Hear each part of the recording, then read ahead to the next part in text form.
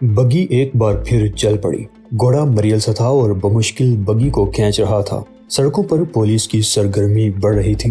कहीं कहीं black cats की गाड़ियां भी दौड़ती हुई नजर आती थी। मेरे दिल को दड़का सा लगा हुआ था। खदशा था कि किसी जगह हमारी बग्गी को रोक ना लिया जाए। बग्गी मुख्तलिफ सड़कों पर होती हुई एक कच्ची आबादी की तरफ निकल गई। आबादी के बाहर एक मंदिर भी था। बग्गी उस मंदिर के करीब से होती हुई पिछली तरफ चली गई। कच्ची आबादी के आवारा कुत्तों ने कुछ दूर तक बग्गी का पीछा किया था, मगर ताऊ की गालियां सुनकर वापस चले गए थे। आबादी से तकरीबन 500 गज दूर 3 शिकस्ता इमारतें थी, जिनके अतराफ में दरख्त भी नजर आ रहे थे।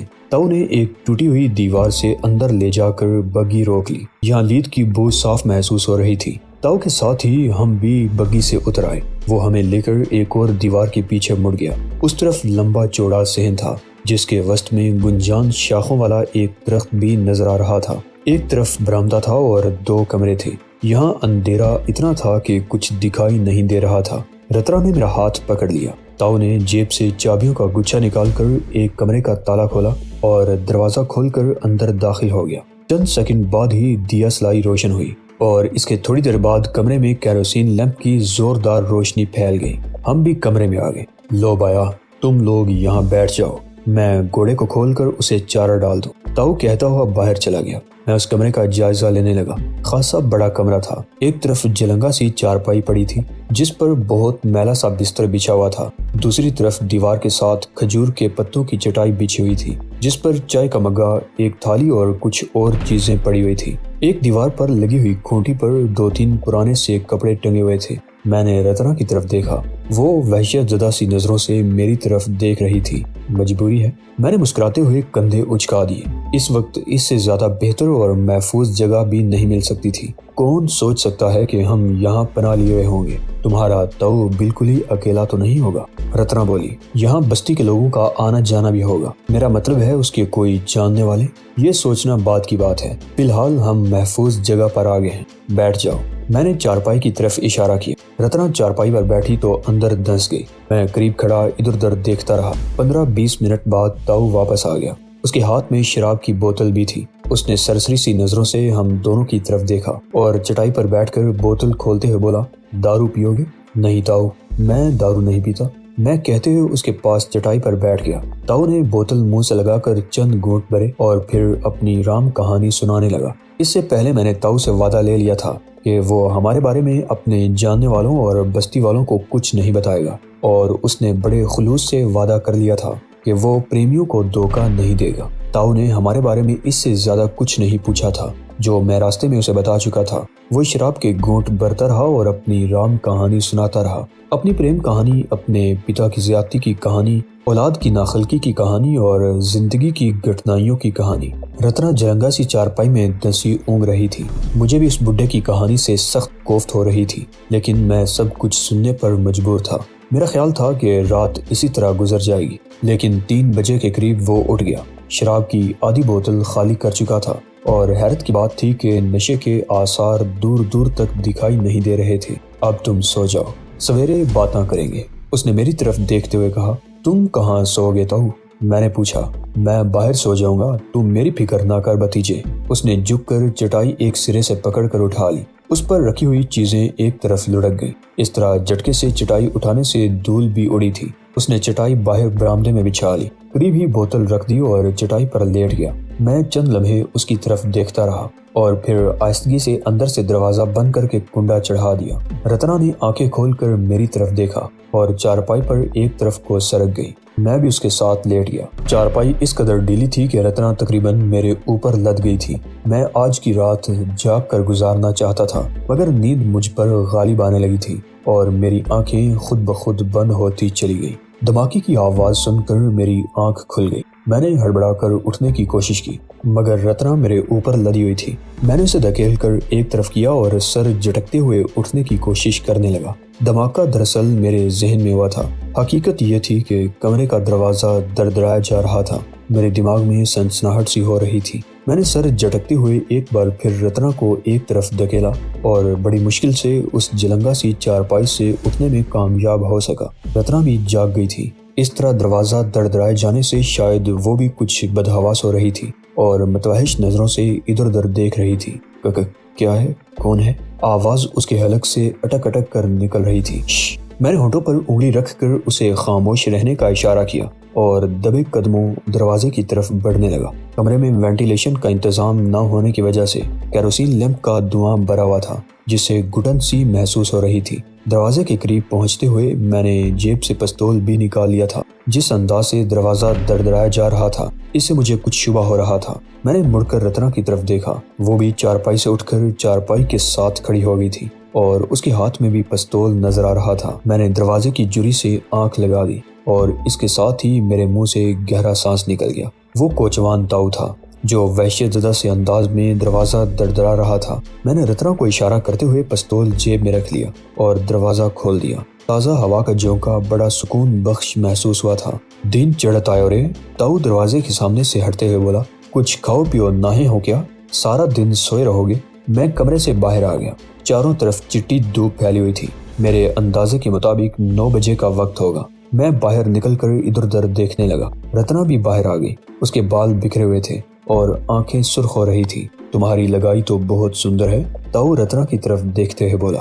اس کی سندرتا ہی نے تو میرے کو مار ڈالا ہے تاؤ، میں نے مسکراتے ہوئے کہا اور دیوار کے قریب پڑی ہوئی بوتل کی طرف دیکھنے لگا۔ اس میں شراب کے چند ہی گھونٹ بچے تھے، حالانکہ رات کو آدھی بوتل تھی۔ میرا خیال ہے تاؤ نے صبح اٹھتے ہی بوتل منہ سے لگا لی ہوگی۔ ہاں بھتیجے، ناری سندر نہ بھی ہو تو ناری ہی ہوئے ہے، تاؤ نے کہا۔ میں رتنا کی طرف دیکھنے لگا اور پھر میں نے باتوں ہی باتوں میں تاؤ سے معلوم کر لیا کہ وہ دوپہر کے بعد بگی چلایا کرتا تھا۔ میں نے اسے کچھ روپے دے کر بستی کی طرف بھیج دیا تاکہ کچھ کھانے پینے کو لے آئے۔ اسے ایک بار پھر تاکید کر دی تھی کہ بستی میں کسی کو ہمارے بارے میں نہ بتائے۔ وسیع اور اس ذہن میں درخت کے نیچے پانی کا ایک ڈرم رکھا ہوا تھا۔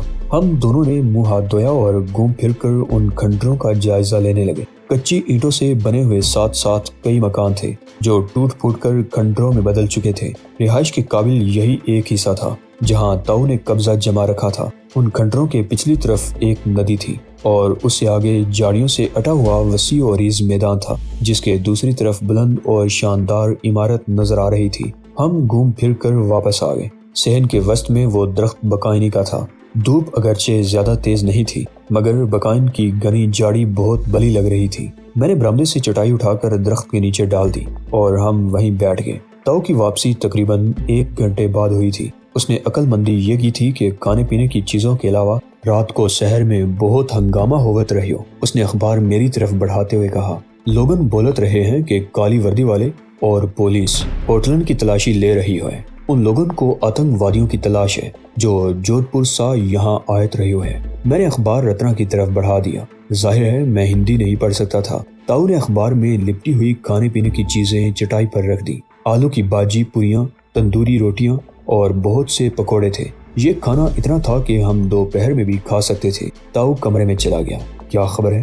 میں نے رتنا سے پوچھا۔ پاکستانی دہشت گرد مکرانہ پہنچ گیا، یہ ہیڈ لائن تھی، رتنا نے کہا اور پھر بتانے لگی کہ پولیس اور بلیک کیٹ کمانڈوز رات بھر ہمیں شہر میں تلاش کرتے رہے ہیں اور تلاش کا یہ سلسلہ اس وقت تک جاری رہے گا جب تک دہشت گرد پکڑا نہیں جاتا۔ شہر سے 10 میل دور ہوٹل میں ہونے والی درگھٹنا ہمارے ہی کھاتے میں ڈال دی گئی ہے۔ اس حادثے میں 3 افراد ہلاک اور کئی زخمی ہوئے ہیں، کئی گاڑیاں تباہ ہوئی ہیں۔ تاؤ کو آتے دیکھ کر رتنا خاموش ہو گئی۔ تاؤ ایلومینیم کے 2 گلاس اندر لے کر آیا۔ اس نے دونوں گلاس ڈرم سے بھر کر چٹائی پر رکھ دیے اور اخبار کے ایک ٹکڑے پر اپنے لیے کھانا لے کر قدرے الگ ہو کر بیٹھ گیا۔ کیا لکھا ہے پتر میں؟ وہ میری طرف دیکھتے ہوئے بولا۔ لوگن بولت ہیں کہ آتنک وادیوں کو پناہ دینے والوں کو بھی گولی مار دی جائے گی۔ ہاں تاؤ، پتر میں کچھ ایسی ہی باتیں لکھی ہیں، میں نے رتنا سے اخبار لیتے ہوئے کہا۔ اخبار کے پہلا صفحہ پر ہوٹل میں ہونے والی تباہ کاری کی بھی کئی تصویریں تھیں اور بلیک کیٹ کمانڈوز اور پولیس اہلکاروں کی بھی جنہیں اپنی سرگرمیوں میں مصروف دکھایا گیا تھا۔ ایسے لوگوں کو پناہ نہیں دینی چاہیے تاؤ، میں نے بات جاری رکھتے ہوئے کہا۔ دیش کے دشمنوں کو تو واقعی گولی مار دینی چاہیے۔ ہاں بایا، دیش کے دشمنوں کے ساتھ ہونا ہی تو ایسا ہی چاہیے، تاؤ نے کہا۔ اور پھر باتوں ہی باتوں میں میں نے بوڑھے کوچوان کو بتا دیا کہ ہم چند روز یہاں رہنا چاہتے ہیں اور اس کا خرچہ بھی ہم دیں گے۔ بات دراصل یہ ہے تاؤ، میں نے کہا، میرے پتا جی ان کالی وردیوں والوں سے زیادہ ظالم اور سفاک آدمی ہیں۔ انہوں نے ہمیں گھر سے نکال دیا تھا، مگر اس وقت وہ سخت غصے میں تھے۔ غصہ ٹھنڈا ہو جانے کے بعد وہ اپنے فیصلے پر پچھتا رہے ہوں گے اور انہوں نے بھی ہماری تلاشی شروع کروا دی ہوگی، مگر ہم گھر واپس جانا نہیں چاہتے۔ پتا جی نے مجھے جائیداد سے آگ کر دینے کی دھمکی دی تھی۔ مجھے جائیداد کی ضرورت نہیں، میں اپنے پیروں پر کھڑا ہونا چاہتا ہوں۔ میں پتا جی کو بتا دوں گا کہ میں ان کے بغیر بھی بہت کچھ کر سکتا ہوں۔ میں لعنت بھیجتا ہوں اس جائیداد پر۔ اس جیسی سندر ناری کے لیے جائیداد تو کیا، دنیا پر بھی لعنت بھیجی جا سکتی ہے، تاؤ نے مسکراتے ہوئے کہا۔ وہ ساتھ ساتھ کچوری، باجی اور تندوری روٹیوں سے بھی انصاف کرتا جا رہا تھا۔ شاید کئی روز بعد اسے اس طرح پیٹ بھر کر کھانے کو ملا تھا۔ تم لوگن کوئی فکر ہی مت کرو، وہ کہہ رہا تھا، جتنے دن یہاں رہنا چاہے رہو، مگر مجھے دکھ ہے کہ میں تم پریمیوں کی کوئی سیوا نہیں کر سکوں گا۔ اپنی سیوا ہم خود کر لیں گے، میں نے کہا۔ تم بس اتنی مہربانی کرنا کہ کسی کو ہمارے بارے میں مت بتانا۔ یہ بات میں بار بار اس لیے کہہ رہا ہوں کہ میرے پتا جی بہت بڑے آدمی ہیں، ان کے تعلقات بھی بہت ہیں۔ انہیں پتہ چل گیا تو مجھے گھر لے جائیں گے اور مجھے میری پتنی سے جدا کر دیں گے۔ میں نے کہا نا کہ تم لوگن کوئی فکر مت کرو، بوڑھا بولا۔ کبھی ہم نے بھی پریم کیا تھا اور اس پریم کے لیے اپنا سب کچھ چھوڑ دیا تھا۔ کسی کو پتہ بھی نہیں چلے گا کہ تم لوگ یہاں ہو، جتنے روز چاہو یہاں رہو، بلکہ میں تو کہتا ہوں کہ یہیں رہ جاؤ۔ کوئی کام دھندا نہ ملے تو میری بگی چلاتے رہنا، 2 وقت کی روٹی تو مل ہی جائے گی۔ میں اس کی بات پر دل ہی دل میں مسکرا دیا۔ یہ زمین اور مکان کس کا ہے؟ میں نے پوچھا۔ یہ ساری زمینیں ٹھاکر رگبیر سنگھ کی تھی، بوڑھے تاؤ نے جواب دیا۔ 20 سال پہلے جب میں یہاں آیا تھا، چاروں طرف ہرے بھرے کھیت تھے۔ ٹھاکر رگبیر سنگھ کے باپ دادا اس حویلی کے مالک تھے۔ 40 سال پہلے بونچال یعنی زلزلہ میں سب کچھ تباہ ہو گیا۔ ٹھاکر کے گھر والے دیواروں کے نیچے دب کر مر گئے، وہ اکیلا رہ گیا۔ 20 برس پہلے جب میں ٹھاکر کے پاس آیا تو وہ اس کمرے میں بیمار پڑا تھا۔ میں نے اس کی بہت سیوا کی تھی۔ مرنے سے پہلے اس نے کورے کاغذ پر یہ سارے مکان میرے نام لکھ دیے۔ بونچال کے بعد پتہ نہیں کیا ہوا کہ ساری زمینیں ویران ہونے لگیں۔ ساری لوگن اس کا ساتھ چھوڑ گئے۔ لوگن نے اس کی زمینوں پر قبضہ کر لیا۔ یہ ساری بستی میرے سامنے بنی تھی۔ ٹھاکر رگبیر سنگھ نے یہ حویلی اور مکان مجھے دے دیے تھے، مگر اب سرکار کہتی ہے کہ میں یہ جگہ خالی کر دوں۔ وہ کچی بستی بھی خالی کرائی جائے گی اور یہ زمین کسی کو بیچ دی جائے گی۔ یہاں بڑے بڑے پلازے بنیں گے۔ کھانا کھاتے ہوئے ہم باتیں کرتے رہے اور پھر رتنا نے بچا ہوا کھانا سنبھال کر رکھ دیا کہ دوپہر کو کام آ سکے۔ 12 بجے کے قریب بوڑھے نے اپنے دندے پر جانے کی تیاری شروع کر دی۔ میں نے اسے کچھ رقم دی تاکہ وہ چادریں، ضرورت کی کچھ اور چیزیں اور رات کے لیے کھانا لے آئے۔ میں نے اسے یہ تاکید کر دی کہ وہ کوئی بھی چیز اس بستی سے نہ خریدے۔ بوڑھا بگی لے کر چلا گیا۔ ہمارے پاس کرنے کے لیے کوئی کام نہیں تھا سوائے اس کے کہ بقائن کی ٹھنڈی چھاؤں میں چٹائی پر بیٹھے اینٹتے رہے۔ یوں تو یہ جگہ ہمارے لیے محفوظ تھی، بقول تاؤ کے اس طرف کوئی آتا بھی نہیں تھا، لیکن یہ خدشہ بہرحال موجود تھا کہ بستی کا کوئی آدمی یا بچے کسی وقت اس طرف آ سکتے تھے۔ لیکن بہرحال ایک ایسی جگہ موجود تھی جہاں ہم بستی کی طرف سے آنے والے راستے پر نگاہ رکھ سکتے تھے۔ ہم تقریباً 1 گھنٹے تک درخت کے نیچے بیٹھے رہے اور پھر ایک بار پھر گھوم پھر کر ان کھنڈروں کا جائزہ لینے لگے۔ یہ ساری عمارتیں کچی اینٹوں سے بنی ہوئی تھی۔ پچھلی طرف ایک 2 منزلہ عمارت تھی جس کے بیشتر حصے زمین بوس ہو چکے تھے۔ مجھے ان عمارتوں کی طرز تعمیر سے یہ اندازہ لگانے میں دشواری پیش نہیں آئی کہ کم از کم 2 سال پہلے یہاں سب سے پہلے ایک شاندار حویلی تعمیر کی گئی ہوگی اور پھر ضرورت کے مطابق اس میں توسیع ہوتی گئی۔ یہ ایک دوسرے سے ملے ہوئے 5-6 مکان تھے اور راہداریوں کے ذریعے اندر ہی اندر ایک سرے سے دوسرے سرے تک آیا جا سکتا تھا۔ گھومتے پھرتے ہوئے ہم نے ان کھنڈروں میں ایک ایسی جگہ بھی تلاش کر لی تھی جہاں ہنگامی صورتحال میں چھپا جا سکتا تھا۔ بوڑھا کوچوان اس رات 9 بجے کے قریب واپس آ گیا۔ وہ ہماری ضرورت کی چیزیں اور کھانے پینے کا سامان لے کر آیا تھا۔ چادریں میں نے اس لیے منگوائی تھی کہ زمین پر بچھا کر سو سکیں۔ اس جلنگا سی چارپائی پر چند گھنٹے سونے سے کمر دوہری ہو گئی تھی۔ میں نے وہ چارپائی کمرے سے باہر نکال کر بوڑھے کے لیے برآمدے کے آخری سرے پر ڈال دی اور دونوں چادریں زمین پر بچھا دی۔ ہم نے کھانا وہیں بیٹھ کر کھایا۔ بوڑھا تاؤ دوسری چیزوں کے علاوہ اپنے لیے دارو کی بوتل بھی لے آیا تھا۔ کھانے کے بعد اس نے بوتل کھول لی اور اس کے ساتھ باتیں بھی شروع ہو گئی۔ وہ ایک کوچوان تھا، اسے شہر کے مختلف علاقوں میں جانے کا موقع ملتا تھا، اس لیے وہ بعض دوسرے لوگوں کی نسبت شہر کے حالات سے زیادہ باخبر تھا۔ اس کے کہنے کے مطابق شہر میں دہشت گردوں کی تلاش اب بھی جاری تھی۔ کوئی سرائے، ہوٹل اور گیسٹ ہاؤس ایسا نہیں تھا جہاں پولیس اور کالی وردی والے لوگوں کو پریشان نہیں کر رہے تھے۔ ریلوے اسٹیشن اور بسوں کے اڈے پر بھی لوگوں کو پریشان کیا جا رہا تھا، مگر ان آتنکوادیوں کا کوئی سراغ نہیں ملا تھا۔ میں تاؤ سے کرید کر پوچھتا رہا۔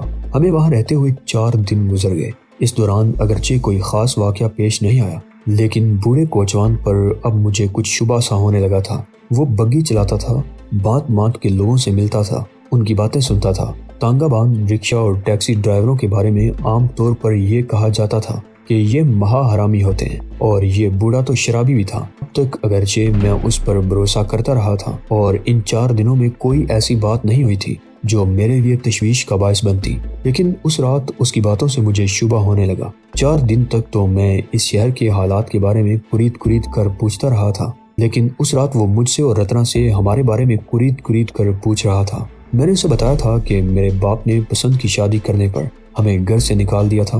اب وہ میرے باپ اور رتنا کے ماں باپ کے بارے میں پوچھ رہا تھا۔ باتوں میں اس نے ہمیں یہ بھی احساس دلایا تھا کہ پولیس اور کالی وردی والوں کو جن دہشت گردوں کی تلاش ہے، ان میں ایک خوبصورت عورت اور ایک مرد شامل ہے۔